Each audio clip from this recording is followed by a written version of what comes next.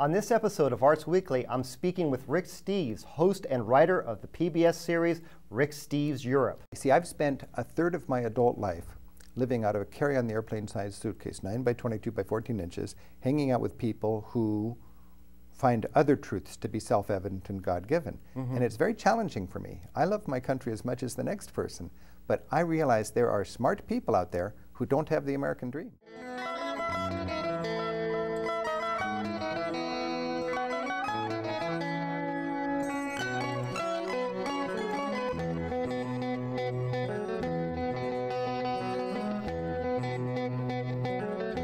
This is Arts Weekly.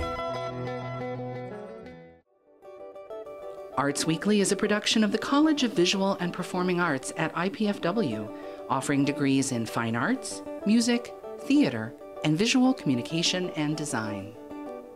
IPFW, the energy of arts. Hello, I'm Chuck O'Connor, and this is Arts Weekly. Joining me is Rick Steves, host of the television series Rick Steves Europe on PBS. He is a best-selling author of European guidebooks as well as a syndicated newspaper columnist. He hosts Travel with Rick Steves on public radio. Rick recently gave an on-the-bus lecture series at IPFW entitled Perspectives on Adventure, Culture, and a Changing World. Rick, thank you for coming on the show. My pleasure. And welcome to Fort Wayne, another travel stop for you. Well, it is. I'm from Seattle, and normally when I fly this far, I stay on the plane and go to Europe, but it's nice to drop down here and meet people. Good. Well, so perspectives on a changing world. In your opinion, how has the world changed in, let's say, the last 20 or 30 years? Well, the world is getting smaller, and I think we're confronted with some pretty complex and important challenges that require us to be at our best. And whether you're worried about the well-being of the United States or the well-being of the entire world, I just think humanity needs to get together and respect each other and learn from each other and not be motivated by fear, but be sort of inspired by understanding and a realization that we got to share this planet. And the United States is a very important part of it, but we are just 4% of it. How does the world see Americans? Not the government, but regular people. How are we seen by? We are seen as good, caring people that are tend to be a little ethnocentric and self-assured and I think naive. But we're good and caring, hardworking, innovative. I mean, all these things that we pride ourselves in.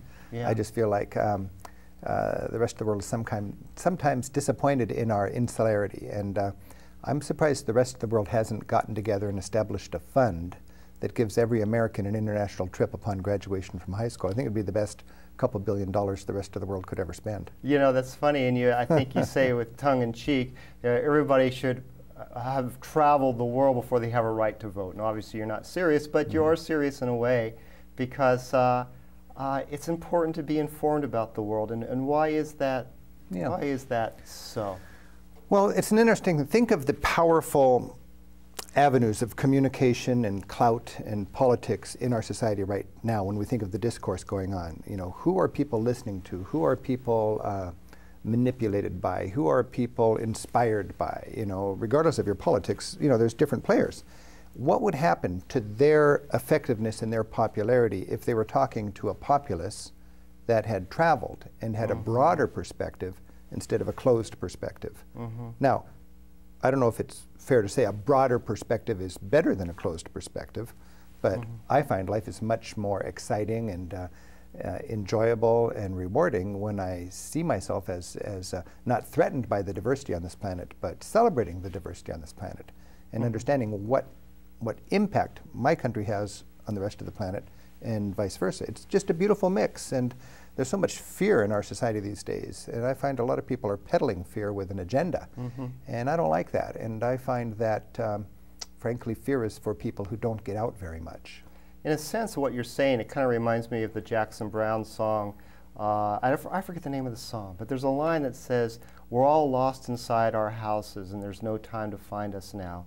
And sometimes I think that's true, because, you know, we have an enormous amount of freedom. We have these television sets, and we tend to see the world on television filtered through political rhetoric and issues that are defined for us, but in a sense, I think what you're saying is that we lose a little something by not observing things directly. You know, I've been traveling for 30 years. Traveled to the Soviet Union, you know, during those difficult times, traveled all through Central America during the Sandinista times, and of course traveling to Iran recently. And I see what's going on in my own community. And every one of these places that I've been, whether here at home or abroad, there's a challenge for people to get out of their home, as Jackson Brown would have put it. And people who were kept down during the Soviet Union needed that. I'm sure Europe needed that in the time between the two world wars. I think when I went down to Central America, I was impressed by how savvy people were back in the times when they had civil wars down there, that you couldn't go to one newspaper and get the truth. Whatever your politics were, you bought both papers. Because you knew media had an agenda, whether it's your agenda or the other guy's, but if you want to know the truth, you buy them both, and then you distill it down.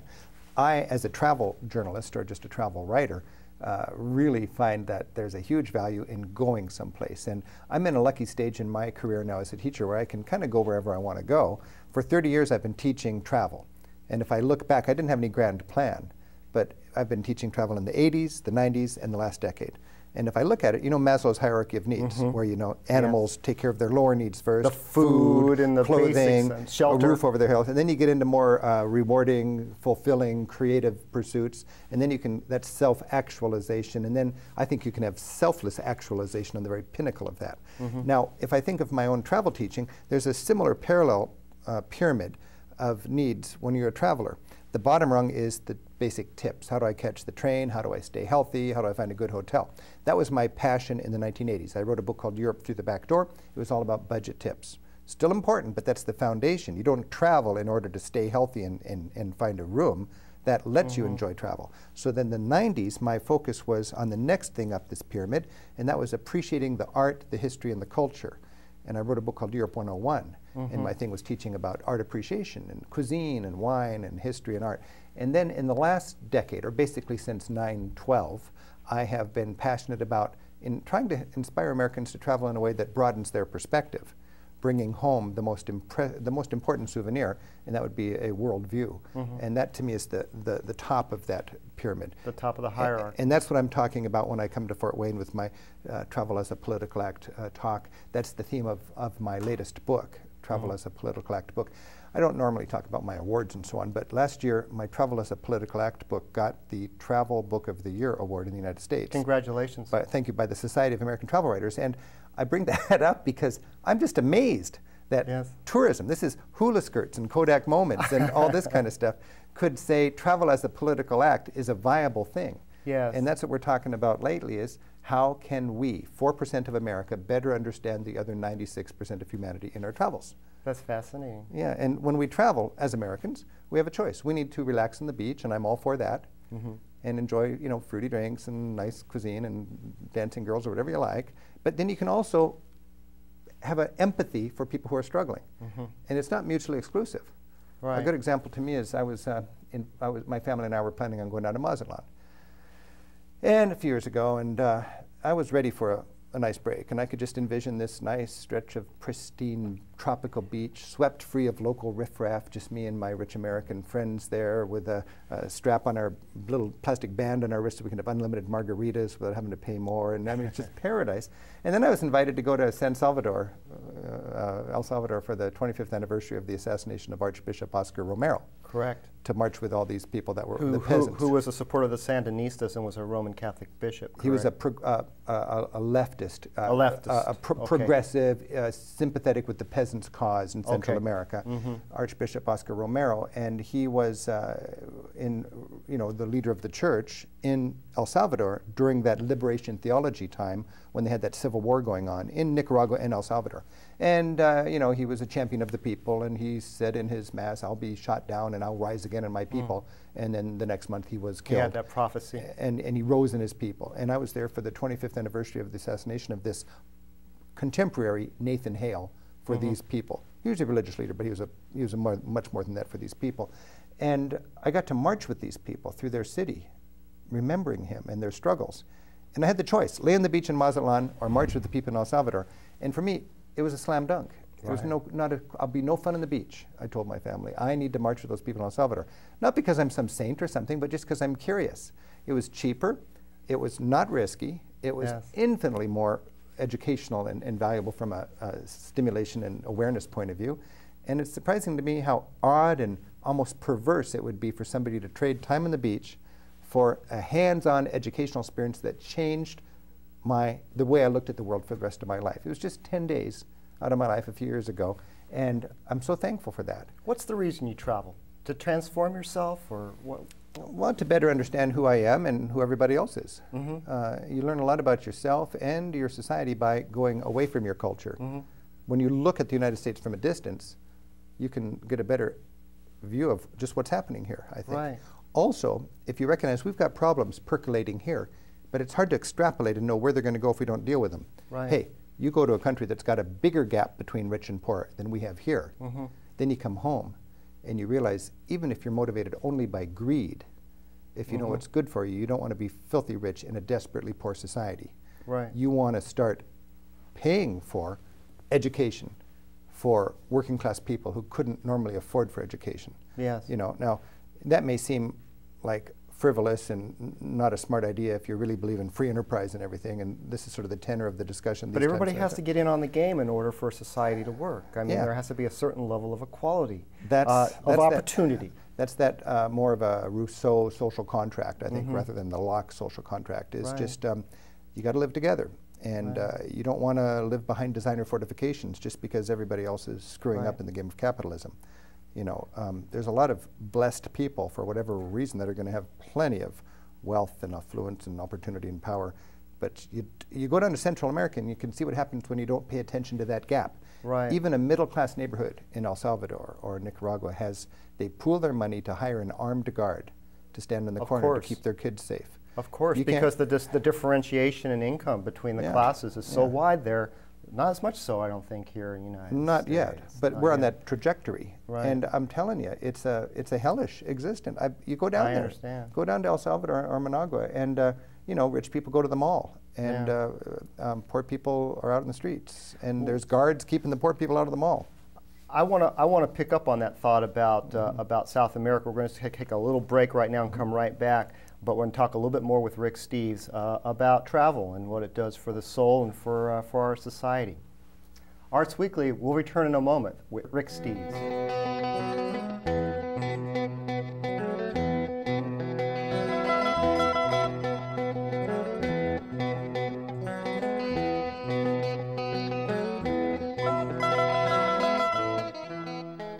Welcome back to Arts Weekly. We're speaking with Rick Steves. Rick, we were just talking about traveling in different parts of the world, particularly parts of the world that are not as affluent as the United States.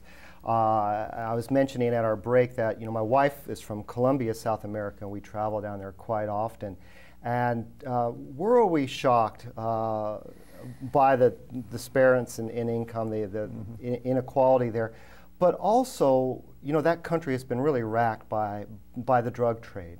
People at heart are kind of enterprising. If they figure out that they can make more money growing coke or marijuana than coffee, Juan Valdez is not growing coffee anymore. Yeah. So at the same time, that's destroying their society. But what is also equally destroying their society is that there's folks in the developing world that are snorting this stuff and smoking this stuff. And you've spoken out quite eloquently about U.S. Drug policy. Can you expand a little bit on that? Oh yeah, we could do an entire interview on that. I think this is a very important topic because Americans are caring people, and we're just we tend to enjoy this sort of ignorance is bliss. We don't realize what is the downside of the demand we provide for this whole industry of illegal drugs. Quite a bit. I think if you really want to be pragmatic about drug policy, let's just assume you have a drug policy motivated not by how many people do you lock up, but by harm reduction. If you just want to reduce harm to your own society and to societies that are racked with violence because these drugs are in such high demand and so expensive and so dangerous and so illegal, I think you would consider treating drugs not as a criminal problem, but as an educational challenge and a health problem. And there are very smart people, much smarter than me on this issue, that would advocate for legalizing all drugs. Now, I speak out I'm what we call an incrementalist. I think we should legalize marijuana. Not because I'm soft on drugs, not because I think drugs are good, not because I think kids should have access to drugs. I believe kids should be completely kept away from drugs, and I think you should throw the book at anybody that drives intoxicated by anything. But I think it is folly to think that if you legalize something, you're going to cut back on its consumption. By every measure, from societies who do not lock up people for using drugs or smoking pot, and from societies that do, the laws have no impact on the consumption. And we have to look at the fact that you can't see it if you don't live here. Actually, you can see it if you do live here. Right here in Fort Wayne, people get shot because of bad drug deals. Drugs are fueling this whole violence. Groups of people are destroyed. But also in South America, it is really, really turning what was an agrarian sort of society into something a lot more dangerous. And it's all because of our it's demand. driven by our demand, our consumption of drugs, because we're rich and we like to have drugs to escape things, I guess, and because militarizing drugs, people make money off it, I think. You know? Bet. And I just think it's a huge evil. Mexico has lost about as many people as we lost in the Vietnam War, I believe, because marijuana is illegal. Yeah. Today, there are 80,000 Americans in jail in our country, not rich white kids like me, you know, poor kids and black kids that are in jail for marijuana. Right. 800,000 people were arrested last year for marijuana. Now, these weren't well-off people. These were people that can't really afford that bump in the road. Now they've got a record. They can't get an education. They can't get a loan. They can't get a job. That's going to put them on a path for trouble. Europe has, you can't paint Europe with a broad brush because every country has different policies, but Europe is much more progressive in their drug policy ideas, and it's not because they're soft on drugs. It's not an issue of soft on drugs or hard on drugs. I think Europe is smart on drugs. In the Netherlands, they have not arrested a person for 25 years for marijuana, and they smoke less than half what we do by all estimates per capita when it comes to marijuana. There's not a reservoir of people that would just love to ruin their lives smoking pot if only it was legal. I think that you could make the case that when it's illegal anyway. they're going to do it anyways. Portugal legalized the consumption of all drugs 10 years ago, and they just had a review of that policy. I just interviewed in my radio show the drug czar of Portugal who wrote that law. 10 years later, people who are really concerned about drug problems, really hard-minded people, practical people, they're thankful that 10 years ago they legalized drug consumption because now they're treating it as a health challenge and an education challenge. Use has not gone up, but they've taken the crime and the violence and the money out of it, and they're free now to deal with this problem in a smart way. It is so exciting to see what's going on in the United States when people can get a little more attention span to recognize the complexity of this problem and realize that the status quo is certainly not working. Right. I think there's a lot of parallels to the prohibition against alcohol in the 1920s and 30s and the prohibition against marijuana in our generation. And remember, when they finally repealed the laws illegalizing alcohol back in the early 30s, nobody was saying booze is good. They were just recognizing that the laws are causing more trouble than the drug abuse itself. It's a giant cost-benefit analysis. If you want to look at it very cold and rationally, in a sense what you're saying, but it's also a human observation. To me, the silly thing is, because I'm really interested in it as a class issue and a civil liberties issue. But if you want to look at it just from a financial issue, that's the odd thing. Prohibition against alcohol finally was overturned because of the Depression. They didn't have that much money to throw away on criminalizing alcohol. It was too expensive for society. Today, this reassessment of our drug policy is getting traction because people think we're wasting billions of dollars. Of course we are. But I think locking up hundreds of thousands of people is even more tragic, but that doesn't really resonate with people because these are different people than we have in our neighborhood. But in also a larger sense, I think you bring up an issue of, what we do here in America, because we're just, as you well know, we're just tons more affluent than the rest of the country, even though a lot of people don't realize that who live here. Right. What we do, our habits affect the rest of the world, whether it's oil consumption, drug policy consumption, right there. Food consumption, energy use. And that's why I enjoy, I've spent a third of my adult life living out of a carry-on-the-airplane size suitcase, 9 by 22 by 14 inches, hanging out with people who find other truths to be self-evident and God-given. And it's very challenging for me. I love my country as much as the next person, but I realize there are smart people out there who don't have the American dream. They've got the Bulgarian dream or the Moroccan dream or the Sri Lankan dream, and to hang out with them really is stimulating and exciting. And I come home more thankful than ever that I live right here in the United States. Yeah, but me also too. I come home open to the wonders of this planet and to realize that we don't need to be threatened by people who have different solutions to the same problems. We don't need to embrace their mindset, but we can learn from it. And that's a different approach to things than the tenor of most political discourse in our country right now. And I just think it's really very constructive for people to travel and come home and inject a little different perspective into some of these persistent problems. You know, you bring that up. If I have my way, you know, I'm the Dean of the College of Visual and Performing Arts here at IPFW. If I could raise enough money to do one thing, I would raise enough money to give every student the opportunity to travel overseas for a semester with one condition. They must see poverty on a sustained basis. And if they just saw that, there would be no more preaching or teaching. Just come back and live your life and see that. And I like I said, I think that awareness alone is the lesson without talking about it. It's just, it's an enlightenment, isn't it? Yes. To realize that half of humanity is trying to live on $2 a day. The average lot for women in the developing world is to walk for water every day because they don't have running water.